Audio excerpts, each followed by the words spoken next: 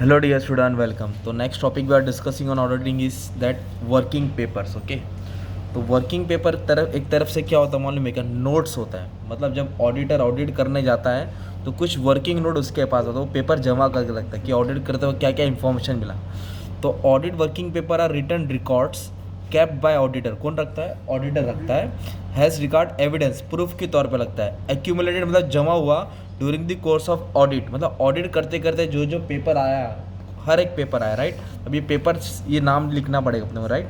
तो methods procedure जो follow किया है, जो कंक्लूजन मिला है, वो पेपर रख के रखता है, right. This paper contain information, वो पेपर क्या रहता है? इन्फॉर्मेशन रहता है about important facts and explanation of working notes. मतलब उसने किस तरह ऑडिट किया, क्या उसको रिजल्ट मिला, किधर परेशानी आई, तो ऑडिट करते वक्त जो भी कनेक्शन था वो सब पेपर जमा करके रखा है। This all known as audit working paper, है ना।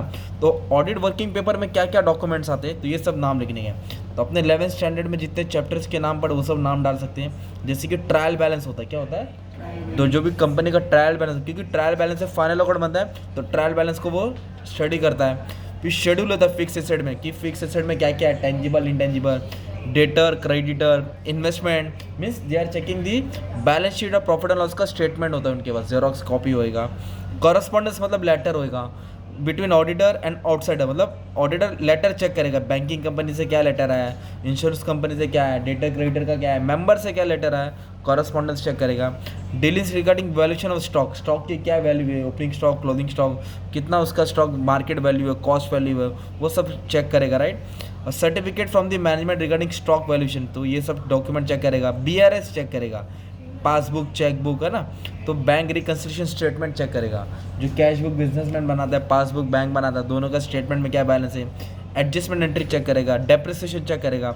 मिनट्स बुक, मिनट्स बुक का मतलब क्या होता है? जो मीटिंग में बातें होती है और बातें को रिकॉर्ड करके रखते हैं, उसका वो इन्फॉर्मेशन निकाल कर रखेगा। इन्वेस्टमेंट देखेगा, ऑडिट प्लानिंग प्रोग्राम देखेगा, कितनी लायबिलिटीज देना है या नहीं देना है, कैश को वेरीफाई करेगा। तो this are the copies of working papers. और वर्किंग पेपर से क्या होता है? Auditor can understand the sincerity of assistant, कैसे काम चल रहा है।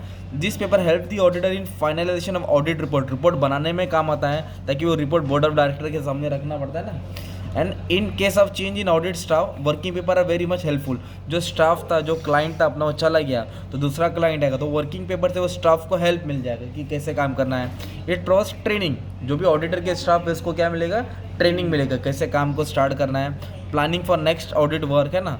तो ये सब वर्किंग पेपर किसकी प्रॉपर्टी होती है? ऑडिटर की प्रॉपर्टी होती है, राइट। तो ये तुम्हारा हो गया वर्किंग पेपर। क्या हो गया? और वर्किंग पेपर में ना दो होता है, एक होता है करंट फाइल, एक होता है permanent file, okay. Current file को टेम्पररी बोलते हैं और एक परमानेंट फाइल, मतलब दो टाइप्स के डॉक्यूमेंट होते हैं। तो उसको मैं नेक्स्ट वीडियो में कवर कर लूँगा, ठीक है। तो एक तुम्हारा टॉपिक कवर हो गया वर्किंग पेपर, और एक इसमें इंपॉर्टेंट आएगा आंसर ऑडिट नोटबुक। तो आपको पढ़ना है करंट फाइल, परमानेंट फाइल और ऑडिट नोटबुक, 3 आंसर और पढ़ेंगे तो ये टॉपिक तुम्हारा कवर हो जाएगा, ठीक है। Thank you very much.